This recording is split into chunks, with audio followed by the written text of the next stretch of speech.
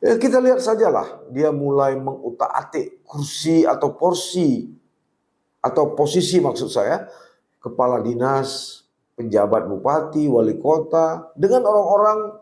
kepercayaannya, termasuk memberi fasilitas dan akses ekonomi dalam bentuk proyek kepada para pengusaha dan pemimpin partai politik yang sering atau yang seiring dan sejalan dengan misinya tadi.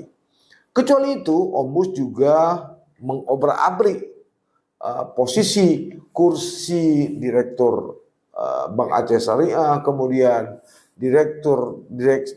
maksud saya kepala dan direksi PT Pema serta kepala dan deputi BPKS dengan menempatkan orang-orang kepercayaannya. Tapi satu hal, misi Ombus nyaris gagal ketika dia coba mengobok-obok kondisi kepala